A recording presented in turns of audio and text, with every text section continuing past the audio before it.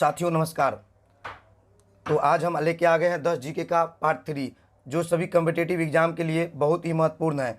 और अभी तक आप लोग हमारे चैनल को सब्सक्राइब नहीं किए हैं तो कृपया चैनल को सब्सक्राइब कर लीजिए ताकि आने वाले वीडियो का नोटिफिकेशन आप लोगों को आसानी से मिल जाए।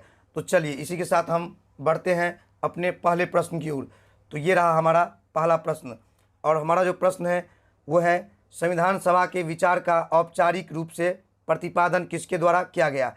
तो यहाँ पर ऑप्शन जो मिलेगा आप लोगों के पास वो है मोतीलाल नेहरू, दूसरा है जवाहरलाल नेहरू और तीसरा है M.N. रॉय और चौथा है महात्मा गांधी।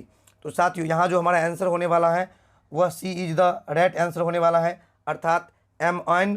रॉय। तो चलिए साथियों ये जो हमारा आंसर होगा सी इज द राइट आंसर। तो चलिए अब हम बढ़ते हैं अपने अगले प्रश्न की ओर। और अगला जो प्रश्न हमारा है वो हो गया संविधान सभा को किसने मूर्त रूप प्रदान किया।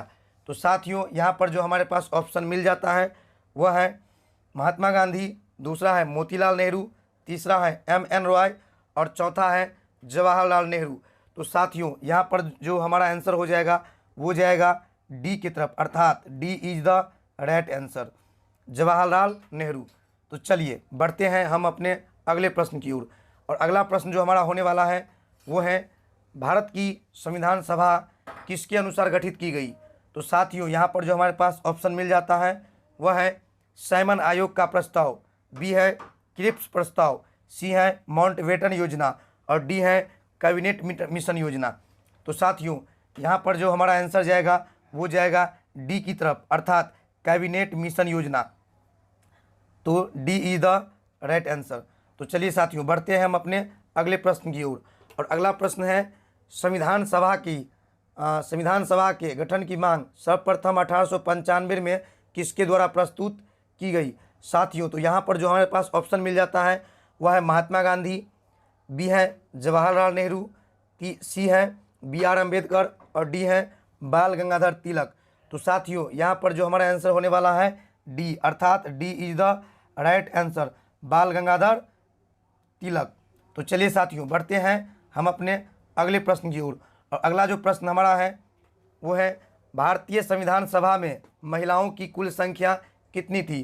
तो साथियों यहाँ पर जो ऑप्शन मिलेगा आप लोगों को वो है 10, 12, 13 और 15। तो साथियों यहाँ पर जो आंसर जाएगा वो जाएगा डी की तरफ, अर्थात D is the right answer, यानी महिलाओं की संख्या कितना था तो 15। तो चलिए साथियों बढ़ते हैं हम अपने अगले प्रश्न की ओर। और अगला प्रश्न जो हमारा मिल जाता है यहाँ पे वो है भारत के संविधान का निर्माता किसे माना जाता है। तो ऑप्शन जो यहाँ पे आप लोगों को मिलेगा वो है महात्मा गांधी, दूसरा है B.R. अम्बेडकर और तीसरा है जवाहरलाल नेहरू और चौथा है B.N. रॉय। तो साथियों यहाँ पर जो हमारा आंसर जाएगा वो जाएगा बी की तरफ, अर्थात B is the right answer, B.R. Ambedkar. तो इसी के साथ साथियों बढ़ते हैं हम अपने अगले प्रश्न की ओर। और अगला जो प्रश्न हमारे पास हो जाता है वो है संविधान सभा के प्रारूप समिति में सदस्यों की संख्या कितनी थी। तो साथियों यहाँ पर जो ऑप्शन आप लोगों को मिलेगा वह है ए में 5, बी में 7, सी में 9 और डी है 11। तो साथियों यहाँ पे आंसर जाएगा बी की तरफ, अर्थात B is the right answer.